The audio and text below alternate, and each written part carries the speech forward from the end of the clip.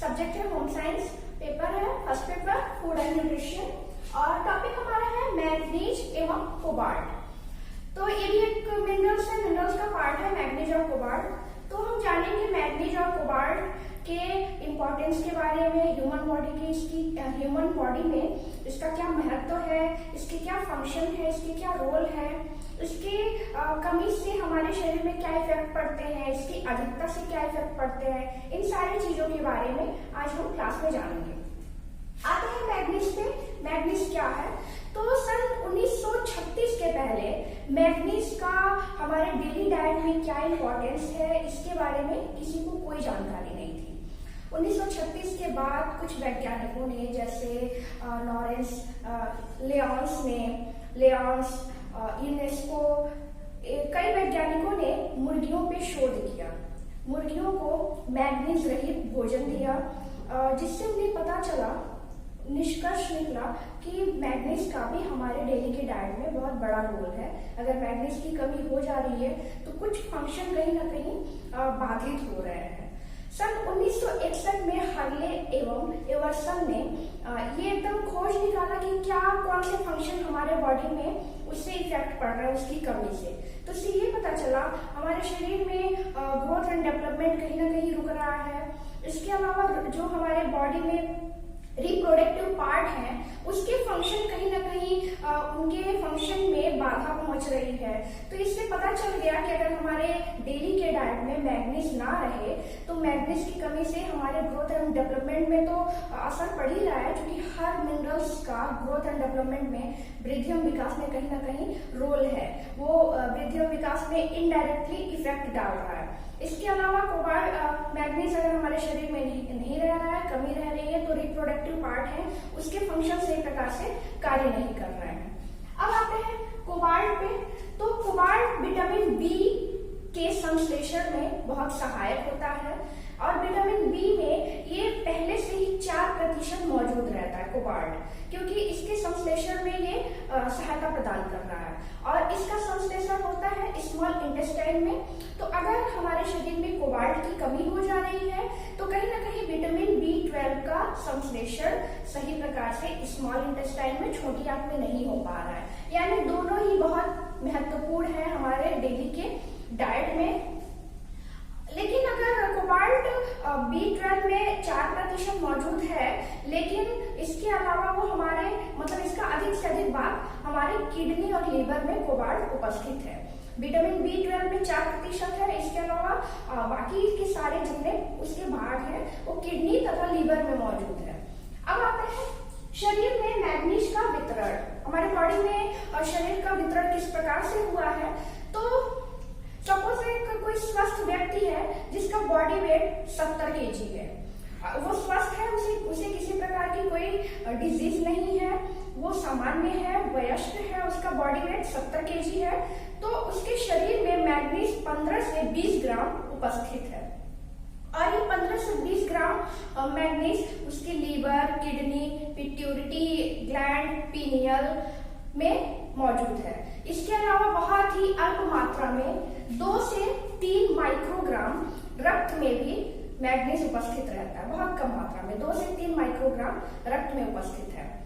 इसके अलावा अगर ऑब्जर्वेशन की बात करें, चयापचय की बात करें, तो मैग्नीज केवल हमारे शरीर में 2 से 4% ही एब्जॉर्ब हो पाता है स्मॉल इंटेस्टाइन में, मात्र 2 से 4%, और बाकी का सारा वेस्ट हो जाता है, उत्सर्जित हो जाता है मल मूत्र तथा पसीने के द्वारा।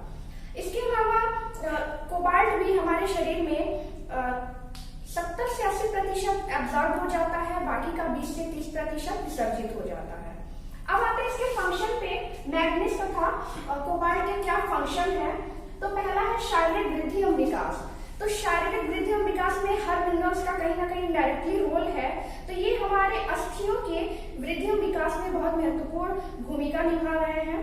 अस्थियों का निर्माण कैल्शियम फास्फोरस मिलकर कर रहे हैं, तो ये भी उनमें थोड़ा बहुत रोल निभा रहे हैं, तो इसीलिए हमारे वृद्धि और विकास में भी इनका महत्वपूर्ण स्थान है। फिर है प्रजनन कार्यों में, रिप्रोडक्टिव फंक्शन में इसका रोल है। तो जैसा कि बताया गया है कि कई वैज्ञानिकों ने बहुत पहले 1936 के बाद 1961 और 1936 के बीच में बहुत सारे शोध किए, बहुत सारे अनुसंधान किए। तो उसमें ये कंक्लूजन निकला कि मैग्नीज का हमारे बॉडी में बहुत बड़ा इफेक्ट है, उसका फंक्शन बहुत अधिक है। अगर हमारे शरीर में मैग्नीज और कोबाल्ट की कमी हो जा रही है तो फंक्शन भी कहीं ना कहीं रुक रहा है। तो रिप्रोडक्टिव फंक्शन किस प्रकार से कार्य कर रहा है, तो इन्होंने जानवरों पे शोध किया, मुर्गियों पे तथा अन्य जो अंडे देने वाले पशु हैं या फिर दूध देने वाले पशु हैं उन पे शोध किया। तो उससे ये पता चला कि अगर हमारे शरीर में मैग्नीज की कमी हो जा रही है तो शरीर में बांझपन आ सकता है।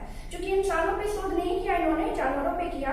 तो जानवरों पे शोध के दौरान ये पता चला कि अगर इनके शरीर में मैग्नीज की निरंतर कमी आ जा रही है तो इनके जो रिप्रोडक्टिव पार्ट है वो अच्छे से काम नहीं करेंगे, उनके फंक्शन अच्छे से काम नहीं करेंगे, जिससे वो मुर्गियां तथा दूध देने वाले जो भी पशु हैं वो उनके अंडे नहीं दे रहे थे, तथा जो दूध देने वाले पशु हैं वो दूध नहीं दे रहे थे, यानी उनके रिप्रोडक्टिव पार्ट अच्छे से काम नहीं कर रहे हैं। इसीलिए ये इनके कार्य है कि अगर हमारे शरीर में मैग्नीज पर्याप्त मात्रा में है तो हमारे रिप्रोडक्टिव पार्ट अच्छे से काम करेंगे।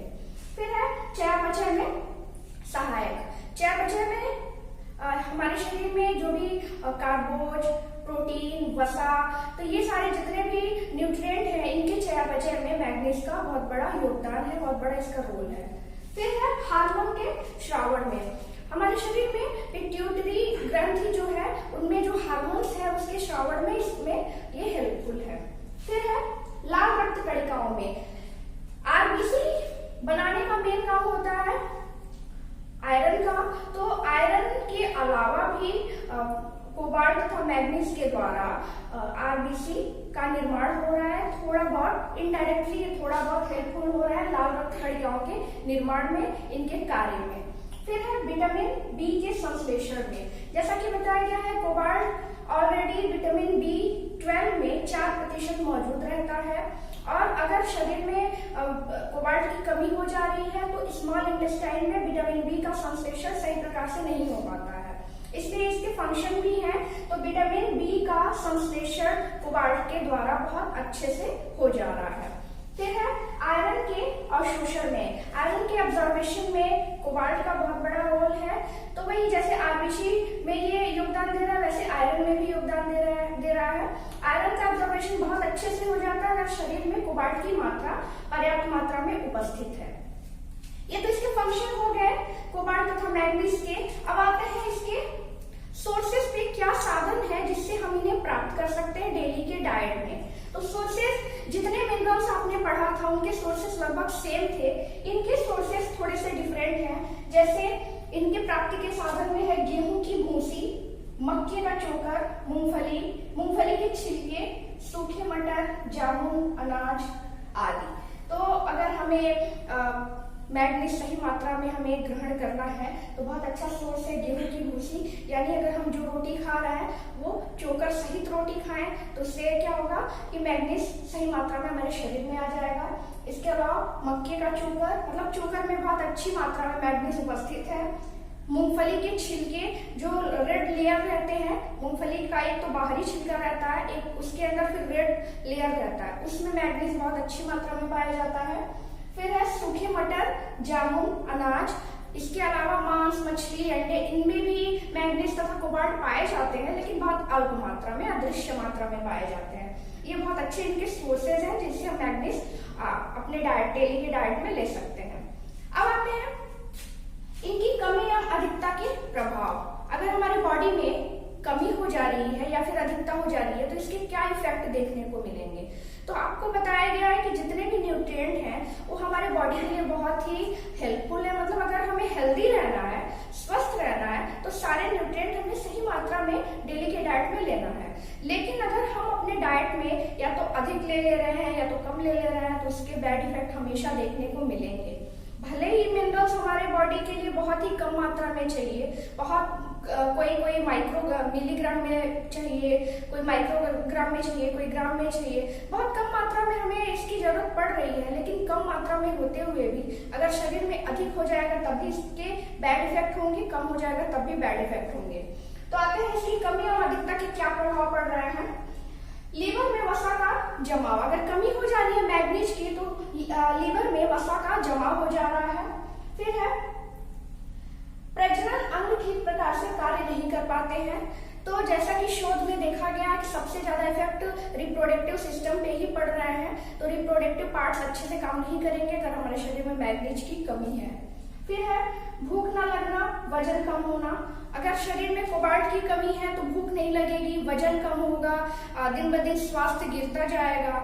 इसके अलावा अगर मैग्नीज की अधिकता हो जा रही है तब भी भूख नहीं लगेगी। फिर सिर दर्द रहेगा, मस्कुलर पेन रहेगा, मांसपेशी ऐंठन रहेगी, बहुत अधिक पेनफुल रहेगा, शरीर में बहुत ज्यादा दर्द होगा क्योंकि मांसपेशियों में ऐंठन होगी। फिर है अगर निरस्ता, भावहीन चेहरा, अगर मैग्नीज की अधिकता हो जा रही है तो हमारे शरीर में निरस्ता आ जा रही है, चेहरा एकदम भावहीन हो जा रहा है, मतलब चेहरे पे चमक नहीं रह रही है। अब चेहरा देखते ही, जैसे किसी भी इंसान को देखते ही पता चल जाता है कि ये व्यक्ति स्वस्थ है या नहीं है, तो उसके जितने जो भी हाव भाव है, जो इसकी एक्टिविटी है, उससे ही पता चल जाएगा। तो चेहरा भावहीन रहेगा, निरस्ता रहेगी।